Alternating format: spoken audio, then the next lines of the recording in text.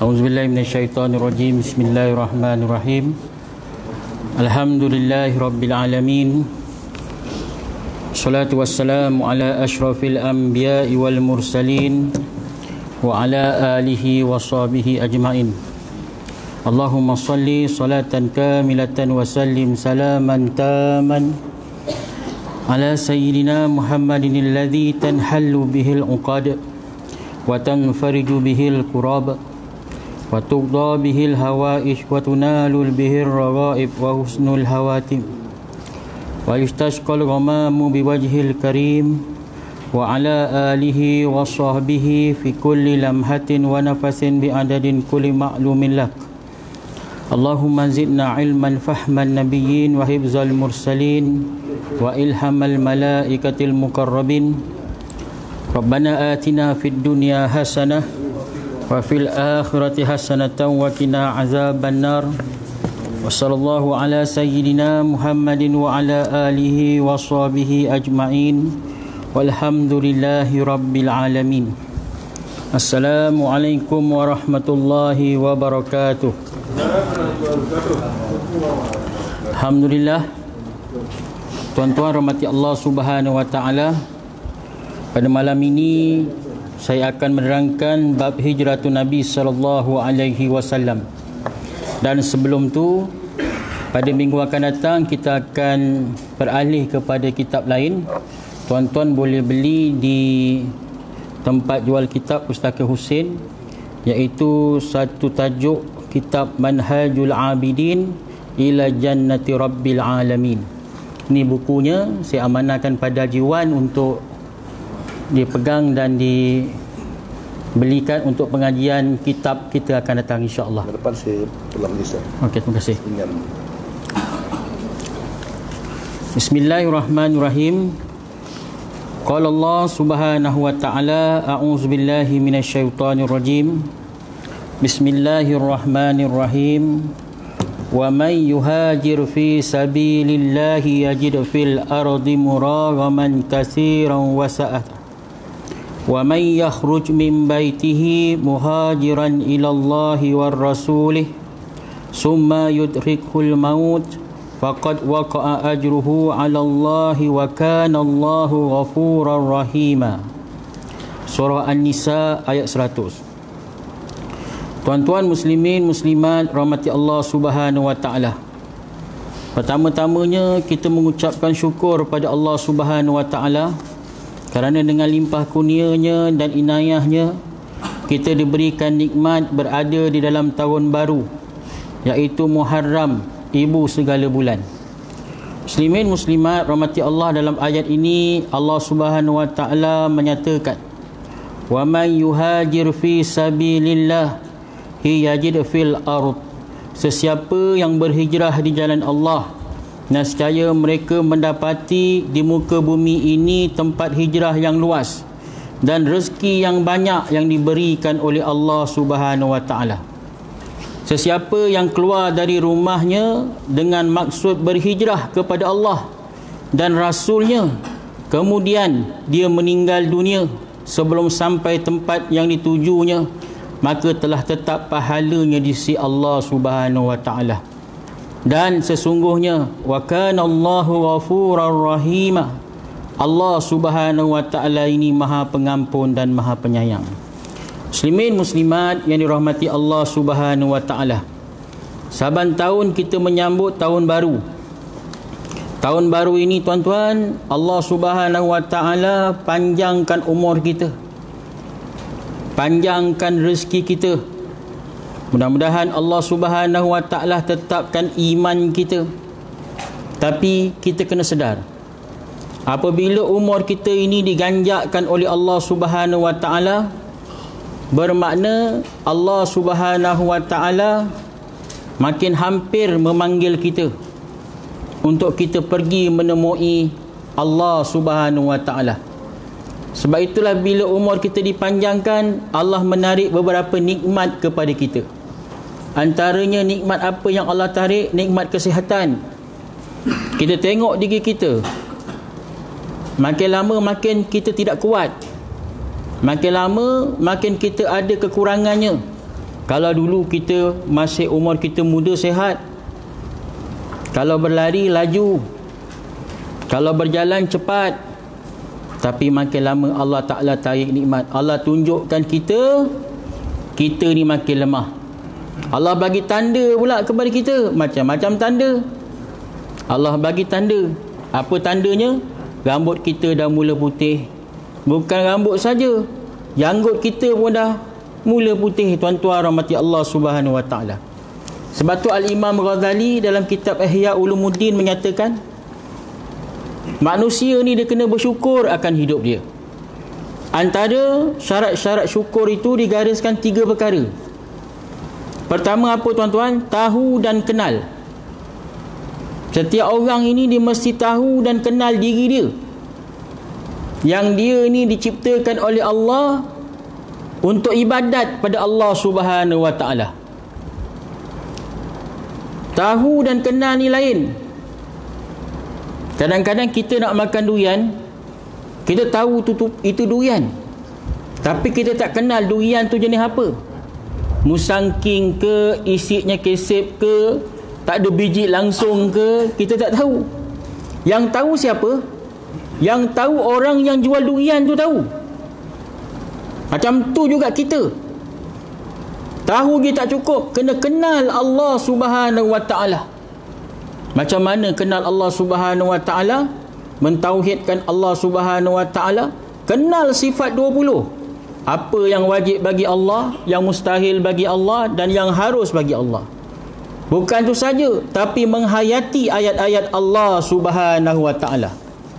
Sebab itulah Nabi SAW menyatakan, man qama bi ashrin ayatin lam yaktub minal ghafilin.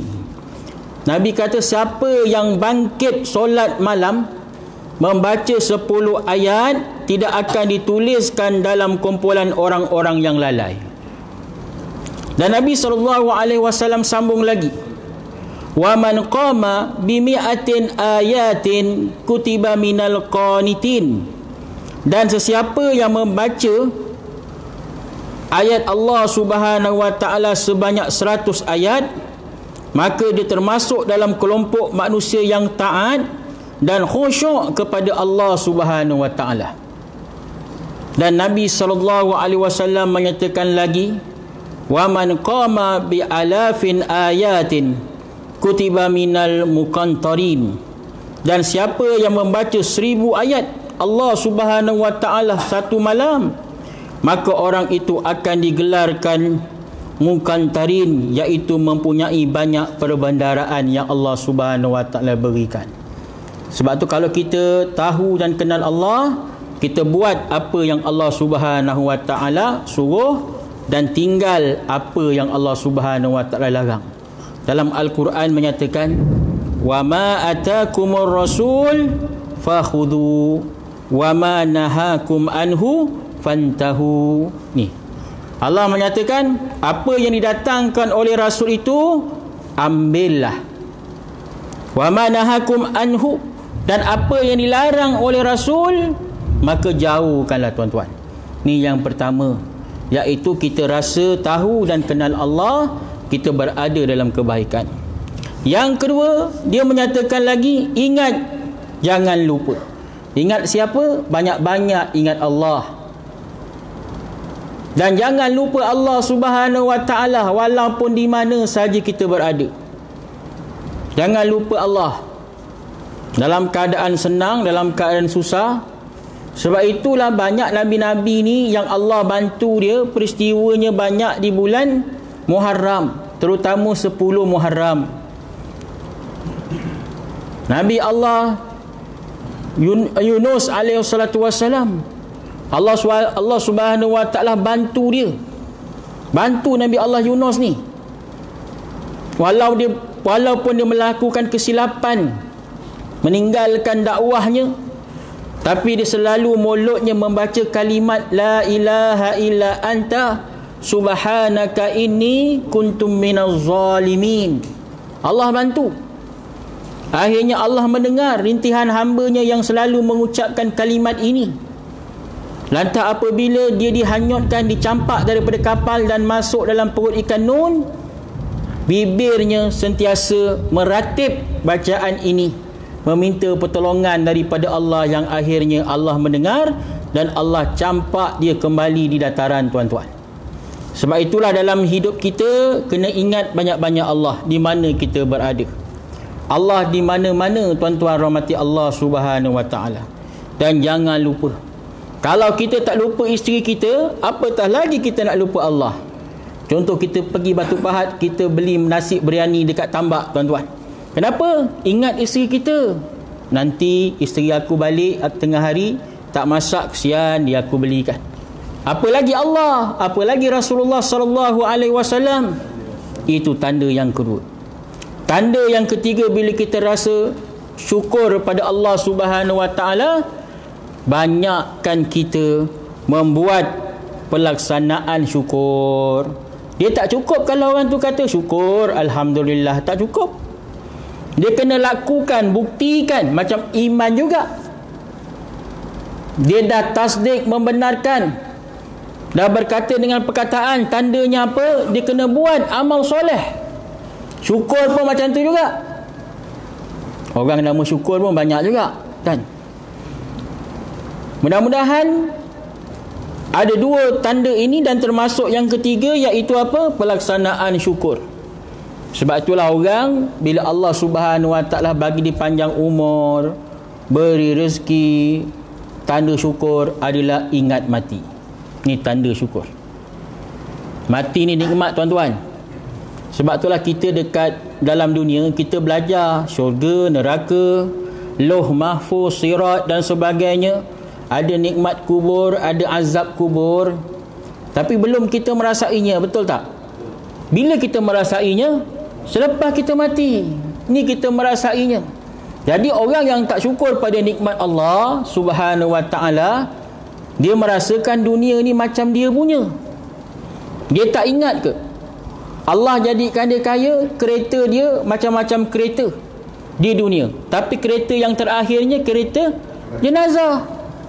Allah jadikan rumahnya besar, tapi rumah yang terakhirnya apa? Kubur. Allah Subhanahu wa taala jadikan dia banyak duit. Belanja yang terakhirnya apa? Amalan dia. Ini, tuan-tuan rahmati Allah. Sebab itulah kita bersyukur Allah panggil kita dalam keadaan mungkin ramai sahabat-sahabat kita yang dijemput oleh Allah Subhanahu wa taala yang telah meninggal dunia. Tapi kita masih lagi diberikan masa untuk kita bertaubat pada Allah Subhanahu wa taala. Sebab itulah muslimin, muslimat yang dirahmati Allah Subhanahu wa taala, kita sering membaca doa akhir tahun, awal tahun. Tapi kita tahu tak apa yang terkandung dalam doa awal tahun dan akhir tahun? Doa akhir tahun kita minta Allah Subhanahu wa taala menerima taubat kita, ampunkan dosa kita yang lalu. Tetapi doa awal tahun kita, tuan-tuan, ada 3 perkara yang kita minta dengan Allah Subhanahu wa taala. Kadang-kadang manusia ni tak fikir 3 perkara ni. Yang dia tahu amin, amin, amin. Kalau baru nasi biryani, aminnya pendek, nak cepat habis.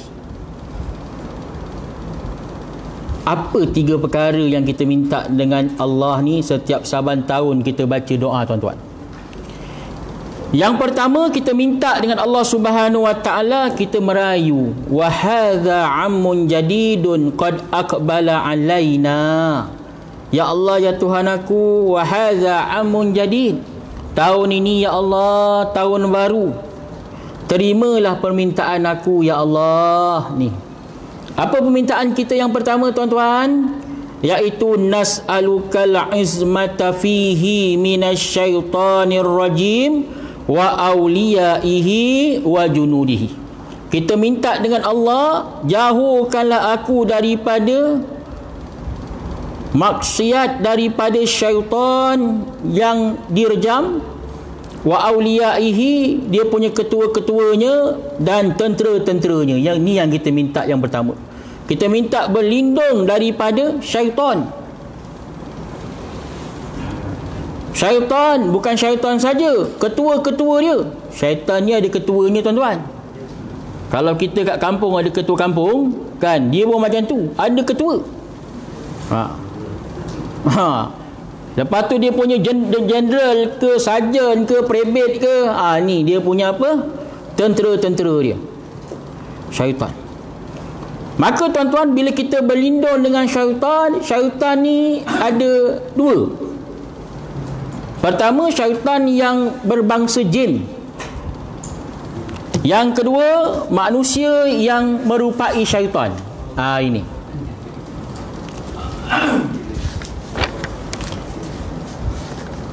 Manusia yang menyerupai syaitan ini yang kita takut ni. Sampai Allah Subhanahu wa taala menyatakan dalam Al-Quran, wa kadzalika ja'alna likullin nabiyyin aduwan syayatin. Dan demikianlah kami jadikan bagi tiap-tiap nabi itu musuh, iaitu syaitan-syaitan dari jenis manusia dan daripada jenis jin. Firman Allah Subhanahu wa taala dalam surah Al-An'am ayat 112. Syaitan ada dua, jin dan manusia. Sebab manusia yang menyerupai syaitan inilah Nabi SAW berhijrah daripada Mekah ke Madinah. Bagaimana puak-puak di Mekah tidak berpuas hati dengan Rasulullah SAW yang menjalankan dakwahnya. Berapa sahabat Nabi SAW yang diseksa, antaranya Bilal bin Rabah, antaranya sahabat-sahabat Nabi yang lain diseksa. Hubab bin Arad pun diseksa, sampai Hubab bin Arad dituangkan minyak panah di kepalanya dan disalai belakangnya, tuan-tuan rahmati Allah. Dan pengikut Nabi bukan banyak pada ketika itu, tapi puak-puak syaitan yang menyerupai manusia ini, tuan-tuan, hendak membuat sesuatu kepada Islam. Islam ni, tuan-tuan, kalau ditahan macam mana pun, dia tetap akan kuat. Sebab itulah kalau manusia ni Allah ciptakan akal je tak cukup. Kalau manusianya Allah ciptakan akal tak cukup.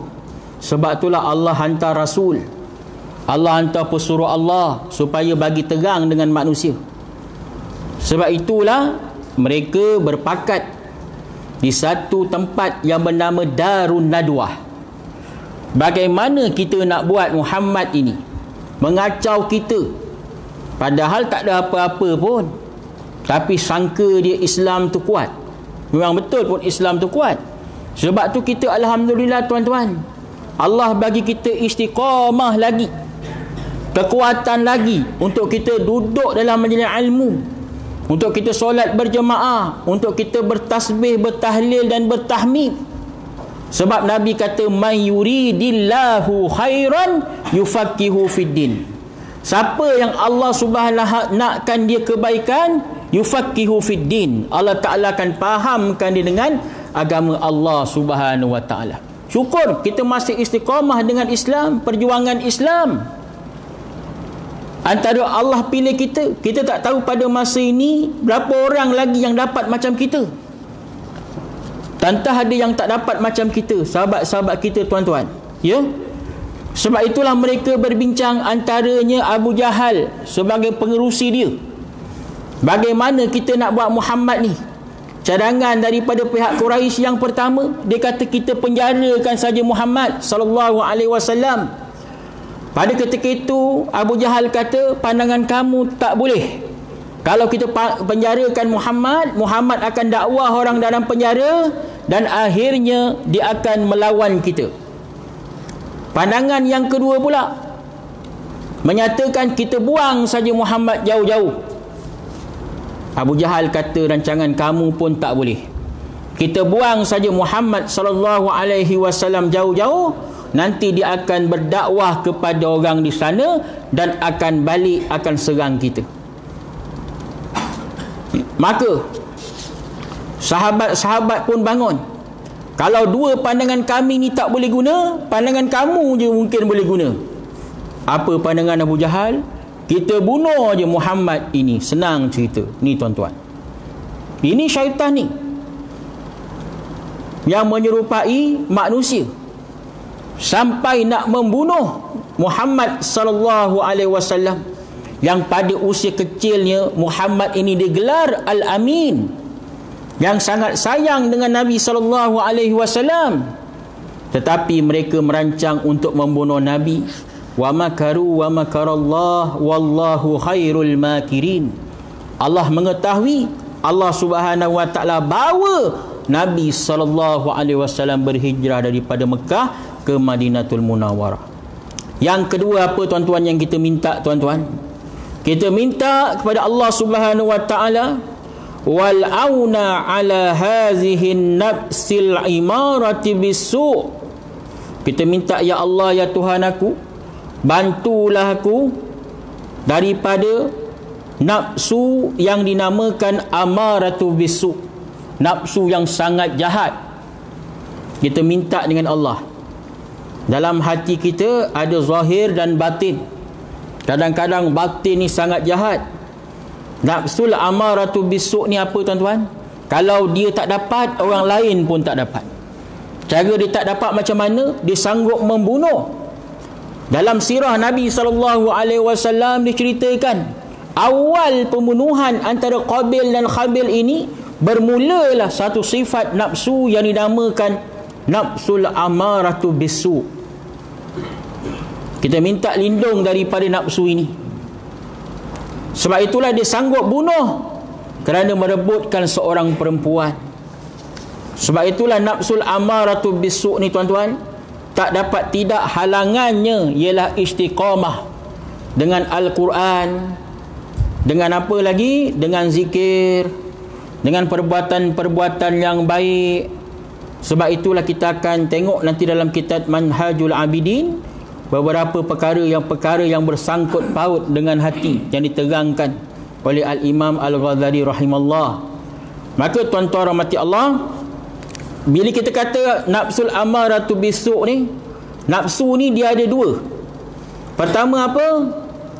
Iaitu dia boleh membawa manusia kepada fujuraha, kecelakaan. Yang kedua, wattaqwaha. Sebab itulah bila nafsu ni Allah jadikan nafsu ni mula-mula sekali. Sebelum manusia ada, jin pun belum ada, nafsu ni Allah jadikan dulu. Nafsu Allah jadikan dulu. Allah panggil nafsu. Allah tanya, man anta wa man ana. Apa kata nafsu? Ana wa anta. Macam orang belajar bahasa Arab tuan-tuan. Ana, anta. Engkau, aku. Maka Allah Subhanahu wa taala campak dia dalam neraka Allah 500 tahun.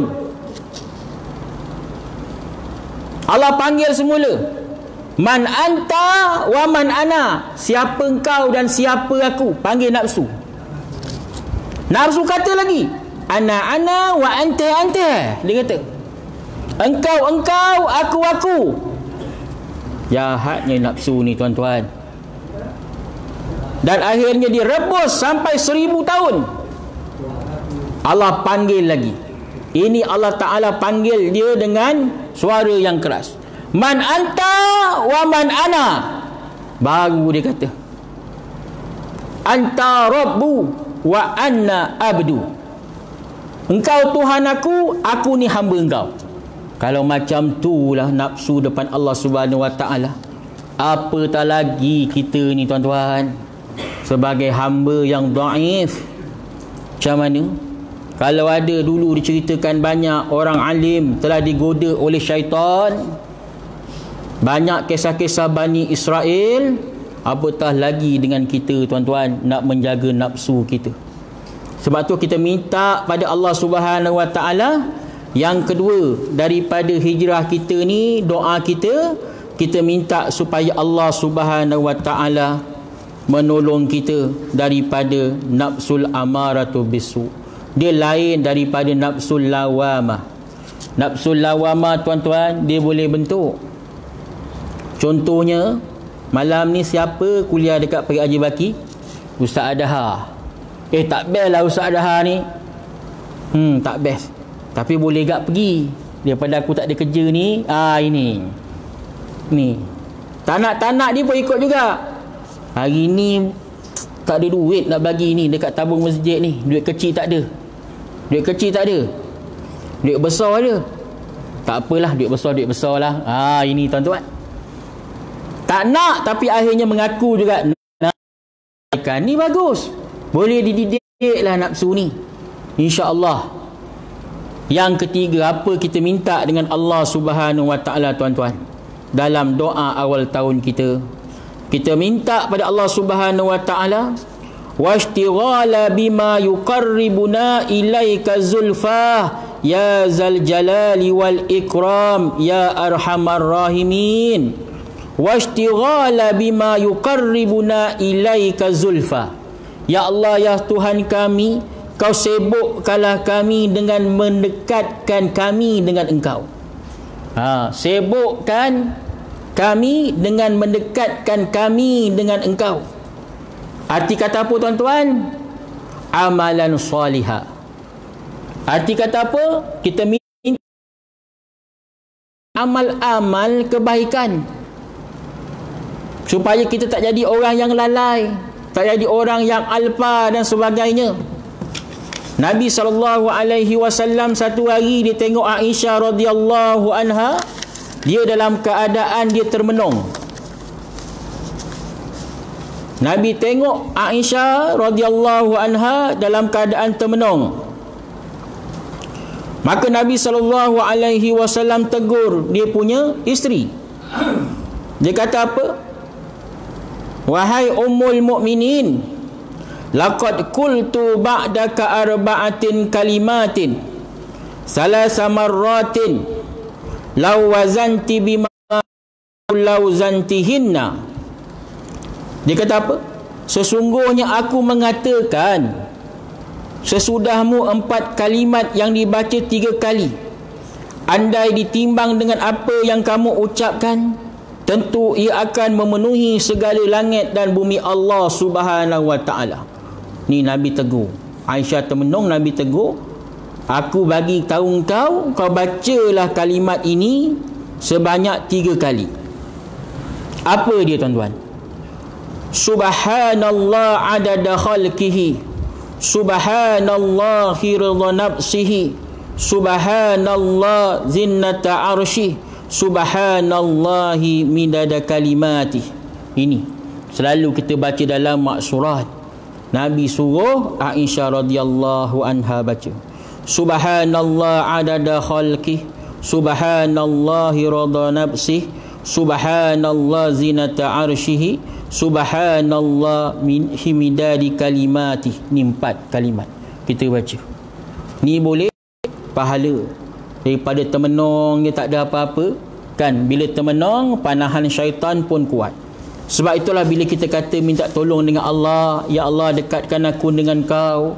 Kalau kita tengok hijrah sahabat-sahabat Nabi sallallahu alaihi wasallam, Rasulullah sallallahu alaihi wasallam bersama dengan Sayyidina Abu Bakar As-Siddiq tuan-tuan. Iman Abu Bakar ni memang tidak dapat ditandingi oleh segala umat. Kenapa tuan-tuan? Banyak dalam sirah menyatakan iman Abu Bakar ni hebat. Dia boleh mengawinikan anaknya Aisyah radhiyallahu anha dengan Nabi sallallahu alaihi wasallam, anaknya yang masih dara lagi. Sedangkan isteri-isteri Nabi semua kebanyakan janda. Dia sanggup memberikan hartanya dalam peperangan Tabuk kepada Nabi sallallahu alaihi wasallam sebanyak 5,000 dirham. Kau ada wahai Abu Bakar, aku tak ada siapa dah. Aku ada engkau dan Allah Subhanahu Wa Ta'ala. Lantas Omar pun nak menderma juga. Omar menerima dalam peperangan Tabuk 7,000 dirham. Nabi panggil dia, apa yang kau ada wahai Omar? Aku ada 7,000 dirham lagi. Agak-agak kita nak pilih yang mana tuan-tuan? Ini. Sebab tu iman Abu Bakar ni hebat. Apa yang menjadikan iman Abu Bakar ni hebat lagi? Dia dapat gelaran As-Siddiq, membenarkan Isra' wal Mi'raj Nabi sallallahu alaihi wasallam yang orang lain tak tahu, yang orang lain boleh bertukar kepada akidahnya setelah dia mukmin, tetapi Abu Bakar tetap istiqamah. Apa lagi kehebatan Abu Bakar ni tuan-tuan? Banyak. dia sanggup pergi berjihad, hijrah bersama dengan Rasulullah sallallahu alaihi wasallam, padahal di depannya hatta kesakitan bersama dengan Nabi sallallahu alaihi wasallam. Maka tuan-tuan rahmati Allah Subhanahu wa taala, apabila kita melihat peristiwa ini, kita mengambil sedikit istifadah dalam keadaan hijrah Nabi sallallahu alaihi wasallam ini. Beberapa peristiwa yang mana Allah tunjukkan perjalanan Nabi sallallahu alaihi wasallam bukan satu perkara yang mudah. Begitu juga dengan Islam. Perjalanan Islam ni bukan sesuatu yang mudah. Sedangkan Hubab bin Arad dalam peperangan bersama Sayyidina Umar Al-Khattab, Hubab bin Arad buka serbannya, kepalanya tuan-tuan jatuh sebelah. Dah tak macam kepala kita. Badan dia ditunjukkan kepada Sayyidina Umar, badannya ni dalam keadaan badannya ni penuh dengan luka-luka. Kenapa? Umar kata, kenapa? Dia kata, wahai Umar, aku diseksa oleh hamba, oleh tuan aku, Uqbah bin Mu'id. Ada yang menyatakan Aba Sufyan seksa dia sampai disalai badan aku, sampai yang menghapuskan bara tu peluh aku. Macam mana agak-agaknya tuan-tuan? Macam tu. Kalau Bilal bin Rabah diseksa, diheret sekeliling Mekah, tapi sahabat ni, Hubab ini lain. Ketika itu aku diseksa, aku tak tahan, aku dapat melepaskan diri aku. Aku pergi jumpa Rasulullah sallallahu alaihi wasallam yang sedang beribadah di depan Kaabah. Aku peluk Nabi, Nabi peluk aku. Aku cakap dengan Nabi, wahai Muhammad, kenapa nak bawa agama kamu, nak menganuti agama kamu ini terlampau susah, sampai ke aku diseksa begini? Nabi senyum. Nabi senyum. Kalau orang tuan-tuan, dia kata kesiannya kau, mari aku tengok, mari aku tengok. Tak ada, Nabi tak kata macam tu. Nabi senyum. Nabi kata kepada Hubab bin Arad, wahai Hubab bin Arad, ni bagus sikit. Bagus sikit tuan-tuan. Kalau kita banyak sikitnya tu, dah nak mati tuan-tuan. Nabi kata bagus sikit. Nabi kata orang dulu, wahai Hubab bin Arad, digergaji badannya. Digergaji badannya, dipancung lehernya, dihimpit sampai mati.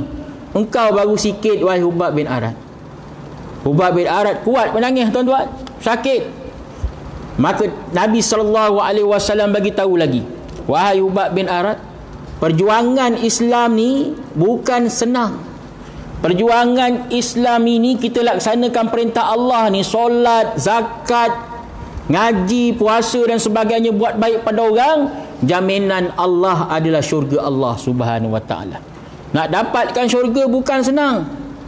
Kita tengok muhasabah diri saya tuan-tuan dan puan-puan yang lepas-lepas. Kita nak jadi orang yang terbaik, manalah tahu Allah Subhanahu wa taala ambil nyawa kita tahu ni tuan-tuan. Nyawa ni bukan ada masa dan tempoh Allah nak ambil. Malam ni ada, mungkin besok dah tak ada. Arwah dia malam tadi kuliah dengan aku. Ini tuan-tuan. Kan? Ini. Maka Hubab bin Arad ngadu pada Nabi. Nabi kata ni bagus sikit. Sebab tu kita orang Islam ni tuan-tuan, banyak perkara-perkara yang kita tak boleh buat, yang Allah larang, jangan buat. Dan seterusnya tuan-tuan, apa halangan Nabi? Nabi SAW masuk dalam Gua Thur. Gua Thur kecil je. Abu Bakar masuk. Abu Bakar masuk dalam Gua Thur. Abu Bakar je bersihkan Gua Thur. Akhirnya dah bersih, Nabi masuk. Dia takut Nabi menerima bencana dan sebagainya. Maka tidur di peha Abu Bakar. Nabi tidur penat. Bila Nabi tidur di peha Abu Bakar, maka izin Allah, peha Abu Bakar disengat dengan binatang. Sekali bolehlah. Tengok Nabi, kesian Nabi, sayang Nabi, cinta Nabi. Kita nak selawat pun berat ya tuan-tuan. Betul? Sebab Allah kata, berfirman, innallaha wa malaikatahu yusalluna 'alan nabi ya ayyuhalladzina amanu sallu 'alaihi wa sallimu taslima. Macam mana kita nak dapat pertolongan Allah?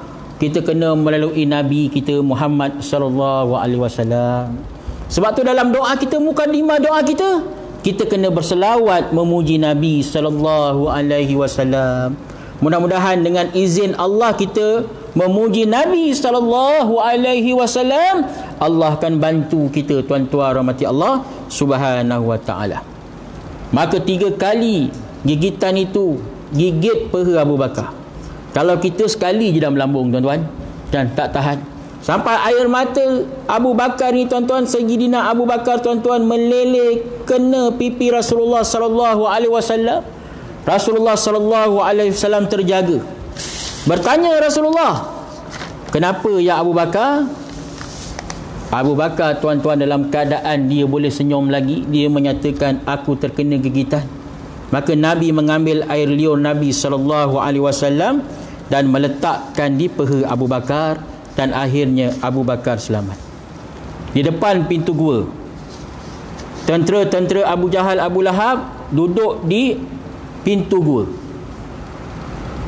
Abu Bakar takut, menggigil Abu Bakar. Nabi kata, "Kenapa engkau takut sampai menggigil ya Abu Bakar?" Dia kata, "Di depan pintu gua orang-orang kafir Quraisy menunggu kita. Matilah kita wahai Muhammad. Jikalau engkau mati disebabkan aku," dia kata, "aku khawatir engkau akan mati." Maka Nabi peluk Abu Bakar. Apa kata Nabi? "Laisa ana wa anta fil ghar, walakin bisalasuhuma." Kau jangan takut, dekat gua ni bukan kau saja dengan aku, tetapi ada yang ketiga. Siapa? Allah Subhanahu wa taala. Ini satu konsep tauhid yang sangat kukuh, tuan-tuan, ditunjukkan oleh Rasulullah. Dalam peperangan Nabi SAW, siapa di depan? Allah. Tidak ada satu pun jaminan manusia kepada Rasulullah. Kalau jaminan manusia boleh tawarkan Rasulullah, engkau nak apa? Daripada muda Rasulullah, nak harta, nak pangkat, nak kedudukan. Tapi Nabi tak nak. Yang Nabi nak adalah Allah. Sampai ketika hijrah ini, Nabi membawa iman yang kuat. Dia peluk Abu Bakar, walaupun Abu Bakar tu iman dah tentu kuat, tapi sikap khauf dan raja' itu berada di kalangan hamba-hamba Allah. Maka dia mengatakan Allah. Bila dengar Allah, Abu Bakar As-Siddiq, tuan-tuan, dalam keadaan dia reda balik. Allah. Sebab itulah Nabi SAW bukan sekadar itu saja Allah, tapi dia membaca satu ayat, tuan-tuan, di dalam surah At-Taubah ayat 40. Apa ayatnya? La tahzan innallaha ma'ana. La tahzan innallaha ma'ana. Janganlah engkau takut, sesungguhnya Allah bersama dengan kita. Sebab itu ayat la tahzan innallaha ma'ana, satu perkataan yang dikeluarkan kepada Abu Bakar As-Siddiq, ditulis di dalam Al-Quran, tuan-tuan, merupakan wahyu Allah. Ini bermakna, tuan-tuan, Abu Bakar As-Siddiq seorang sahabat yang dijamin syurga oleh Allah Subhanahu wa taala. Sebab itulah Syiah, tuan-tuan, dia menolak para sahabat ni. Siapa dia Syiah? Dia nak menafikan kehebatan para sahabat ridwanullah ajma'in, sampai dia mengkafirkan semua sahabat ni. Berbanding dengan ahli sunnah, kita tengok sahabat-sahabat ni banyak berkorban kepada Rasulullah sallallahu alaihi wasallam bersama dengan Nabi. Allah mengiktiraf sahabat. Daripada mana? Daripada ayat inilah. Perkataan Nabi tujukan kepada Abu Bakar ditulis dalam Al-Quran, la tahzan innallaha ma'ana. Jangan engkau takut, sesungguhnya Allah bersama-sama dengan kita. Tuan-tuan rahmati Allah Subhanahu wa taala. Ini beriman kepada Allah Subhanahu wa taala yang kita nak tengok. Dalam hidup kita tak ada siapa yang besar kecuali Allah Subhanahu wa taala. Maka mintalah tolong dengan Allah di mana jua kita berada. Kita ringkaskan, tuan-tuan rahmati Allah. Oleh itu Nabi SAW banyaklah Allah jadikan sarang laba-laba dan burung merpati di depan pintu gua. Puak-puak Abu Jahal kata, jangan masuk pintu gua. Sarang merpati ni, sarang laba-laba ni tak akan terjadi dalam tempoh masa yang singkat, 2-3 hari. Ni orang pakai akal. Dia tak tahu ini kerja Allah Subhanahu Wa Taala yang jadikan sarang laba-laba. Sarang laba-laba rumah makcik-makcik tahun ni bersihkan, tahun depan besok baru bersihkan. Kan lama tu tuan-tuan. Laba-laba nak buat sarang. Dan begitu juga di depan tu ada sarang burung merpati yang ada anaknya dan yang ada telurnya. Kalau Muhammad masuk, sudah tentu semuanya akan lari. Maka diteruskan perjalanan. Nabi tiba di Quba. Quba ni tuan-tuan 5 km daripada Madinah. Nabi tak masuk Madinah. Nabi singgah di Quba. Dalam riwayat menyatakan Nabi dilahirkan 12 Rabiul Awal, berhijrah 12 Rabiul Awal, wafatnya pada 12 Rabiul Awal. Nabi singgah di Quba pada ketika itu 3 hari. Kenapa Nabi singgah di Quba? Ada 2 pandangan. Pertama, pandangan Nabi singgah di Quba iaitu Quba sudah ada ketua yang baru. Siapa nama ketuanya? Abdullah bin Ubay bin Sahlul. Tuan-tuan kenal siapa Abdullah bin Ubay bin Sahlul? Bukan orang belakang rumah kita, tak. Abdullah bin Ubay bin Sahlul ni iaitu bapa munafik. Nabi tak masuk ke Madinah dulu, Nabi stay di Quba kerana apa? Ada penguasa baru di Madinah. Yang kedua, Nabi nak bagi tahu di Madinah ada suku kerabat Nabi SAW, iaitu kaum Najran. Maka Nabi tunggu di Quba. Orang-orang dah tahu Nabi nak datang. Orang-orang Madinah panjat pokok tamar tuan-tuan, nak tengok siapa yang dulu dapat tengok wajah Nabi SAW. Nak tengok, selalunya dengar nama je. Ni nak tengok Nabi SAW. Bukan diceritakan dalam Al-Quran je, diceritakan dalam kitab Injil dan Taurat. Kebanyakan golongan-golongan di Madinah ni ahli kitab. Pada ketika itu Nabi SAW bila masuk je di Madinatul Munawwarah, orang-orang di Madinah iaitu kaum Ansar menyambut Nabi SAW dengan syair yang cukup indah. Apa dia syairnya? Ramai-ramai kita baca. Tala'al badru alaina min saniyatil wada' wajabba syukru alaina mada'a lillahi da ayyuhal mab'usu fina ji'ta bil amril muta'. Maka itulah yang dibaca. Kan kita baca semangat kan, dia sambut Nabi begitu semangat. Ada orang baca lembek je, macam mana kan? Kena baca semangat. Ini Nabi SAW tinggalkan kita ni sirah yang begitu baik. Sampai Nabi SAW masuk ke Madinah, unta Nabi, dalam sirah unta Nabi ada nama. Siapa nama unta Nabi? Khubbab. Unta Nabi, dia masuk, dia tundukkan kepalanya, badannya ditundukkan. Dia keliling Madinah. Keliling Madinah. Sampai di keliling Madinah tuan-tuan, dia berhenti, dia tundukkan. Ketika itu orang-orang yang miskin, orang-orang yang kaya ajak Nabi SAW pergi rumah dia. Pergi rumah dia. Kenapa? Kerana sayang dengan Nabi. Nabi dah penat, suruh Nabi duduk di rumah dia. Maka tuan-tuan rahmati Allah, Nabi SAW menyatakan, da'auha fa innaha ma'muratun. Da'auha fa innaha ma'muratun. Kenapa?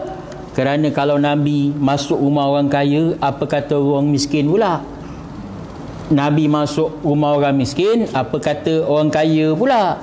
Maka Nabi SAW menyatakan, da'auha fa innaha ma'muratun. Lepaskanlah, aku lepaskan tali unta aku ni, dia kata. Ke mana yang dia berhenti, di situ rumah yang aku akan masuk. Ke mana rumah yang Nabi SAW menunggang untanya, di mana untanya, maka di situlah aku masuk, kata Nabi SAW. Maka Nabi SAW pun berjalan, dan akhirnya tuan-tuan, untanya berhenti di rumah seorang sahabat yang bernama Al-Ansari, Abu Ayyub Al-Ansari. Sebab tu dinamakan Abu Ayyub Al-Ansari. Rupanya Abu Ayyub Al-Ansari ni ada saudara dengan Nabi SAW. Bermalamlah dia di rumah Abu Ayyub Al-Ansari beberapa malam. Lepas tu dia meneruskan perjalanan. Tiba je di Madinah, tengah-tengah bandar, datanglah Abdullah bin Ubay bin Sahlul ni. Dia datang dekat Nabi, dia bagi taat setia pada Nabi, yang dia akan ikut Muhammad ni, dia akan berbai'ah dengan Muhammad ni. Maka Abdullah Ubay Sahlul ni tuan-tuan, dia ni bapa munafik. Akhirnya dia berpura-pura sokong Nabi kerana apa? Dia takut kehilangan jawatannya di Madinatul Munawwarah. Sebab tu banyak kisah dalam Al-Quran tuan-tuan, orang munafik ni bermulanya di Madinatul Munawwarah, yang akhirnya dia berpura-pura di depan Nabi Islam, dan akhirnya di belakang Nabi dia mengutuk Nabi, dia membenci Nabi SAW. Dan akhirnya Nabi mempersaudarakan beberapa orang sahabat. Antaranya apa? Antaranya Umar Al-Khattab. Umar Al-Khattab ni disaudarakan tuan-tuan rahmati Allah Subhanahu wa taala dengan seorang sahabat. Apa yang dibuat oleh Umar Al-Khattab? Umar Al-Khattab bila disaudarakan tuan-tuan, saya lupa nama sahabat tu, bila disaudarakan kepada seorang sahabat ini, maka Umar Al-Khattab yang mana menjadi khalifah nanti, dia menjadi khalifah yang sangat taat. Yang sangat taat. Apa yang ya, alhamdulillah dapat ingat. Dia disaudarakan dengan Abu Dahdah. Abu Dahdah saya dah ceritakan kisah dia, yang mana dia menginfakkan hartanya untuk membeli satu je pokok tamar. Disaudarakan dengan Umar Al-Khattab. Bersahabat dengan Abu Dahdah, Umar Al-Khattab jadi lebih baik. Lebih baik. Sebab apa? Berkawan dengan orang yang baik. Cuba berkawan dengan orang yang tak baik, jadi lebih baik ke lebih jahat tuan-tuan? Lebih jahat. Ini. Maka dia bersahabat dengan Abu Dahdah. Satu hari Umar Al-Khattab dia bagi kain di Mekah. Dia bagi kain di Mekah. Dia bagi kain itu 1,5 meter je. Akhirnya dia dah selesai bagi kain, dia balik. Besok dia datang pula dekat pasar. Dia pakai kain yang dia bagi orang tu 1,5 meter itu, dia buat jubah. Orang kata, wahai Umar, tadi hari tu kau bagi orang kain 1,5 meter. 1,5 meter mana boleh buat jubah? Lagi-lagi badan Arab tuan-tuan. Kalau badan kita ni mungkin boleh lah, ada lah. Tapi badan Arab semua besar-besar. Maka sahabat kata, kau cakap wahai Umar, kalau kau tak cakap mana kau dapat kain ni, aku akan pancung kepala kau. Saya macam tu sekali. Perhatinya rakyat kepada Umar Al-Khattab, pemimpin ni. Dan pada ketika itu Umar Al-Khattab senyum. Umar Al-Khattab kata, nanti anak aku jawab. Datang anak Umar Al-Khattab yang bernama Abdullah. Banyak kisah saya telah ceritakan Abdullah ni. Maka Abdullah ni kata, jangan marah bapa aku. Kain yang bapa aku bagi rakyat, termasuk aku 1,5 meter ni, aku tak pakai. Aku bagi bapa aku. Sebab itulah boleh buat jubah. Oh, macam tu je. Aku baru faham sekarang ni. Tuan-tuan rahmati Allah Subhanahu wa taala. Dia bersahabat dengan orang baik, orang Muhajirin dan Ansar disahabatkan, bertambah-tambah baik tuan-tuan. Tak ada fikir harta, tak ada fikir apa, fikir untuk apa? Menolong sesama manusia. Berbalas kasih bersama manusia. Kerana apa? Kerana Allah. Kesimpulan pada malam ni tuan-tuan, yang pertama, perkara yang perlu kita hijrahkan adalah kita perlu hijrahkan iman kita. Ni yang paling penting. Kalau iman kita tak bagus, kita baguskan dia. Kita gilapkan dia, kita cantikkan dia imannya. Iman ni tak boleh kita jual beli, iman pun tak boleh diwarisi. Kita kena apa? Beramal untuk dapat iman yang baik. Yang kedua, apa yang kita nak hijrahkan dalam hidup kita tuan-tuan? Ilmu kita. Hijrahkan ilmu kita. Selagi mana kita boleh dapatkan ilmu untuk kita bawa kepada mati kita, bekalan mati kita, teruskan ilmu kita. Hijrahkan ilmu kita. Yang ketiga, apa yang kita nak hijrahkan tuan-tuan? Iaitu ahlak kita. Ahlak kita perlu dihijrahkan. Kerana orang kenal Islam ni, kenal dengan ahlaknya. Kalau Islam ni ahlaknya sama dengan orang-orang lain, susah tuan-tuan rahmati Allah. Sedangkan Nabi menunjukkan ahlak yang baik, innama bu'istu liutammima makarimal ahlak. Maka sampai sini saja tuan-tuan, ampun maaf saya minta, dan insya-Allah setelah kita habis bab solat, saya rasa habislah bab solat kita. Kalau tak faham boleh tunjuk saya. Kita akan bergalih kepada kitab Manhajul Abidin insya-Allah. Alhamdulillahirabbil alamin wa bihi nasta'inu 'alal umuri dunya waddin. Allahumma ighfir lana dhunubana wa liwalidayna warhamhuma kama rabbayana shaghira wa li jami'il muslimina wal muslimat wal mu'minina wal mu'minat al ahya'i minhum wal amwat. Rabbana atina fid dunya hasanah wa fil akhirati hasanatan wa qina azaban nar. Wa sallallahu ala sayyidina Muhammadin wa ala alihi wa sahbihi ajma'in. Walhamdulillahi rabbil alamin. Subhanakallah.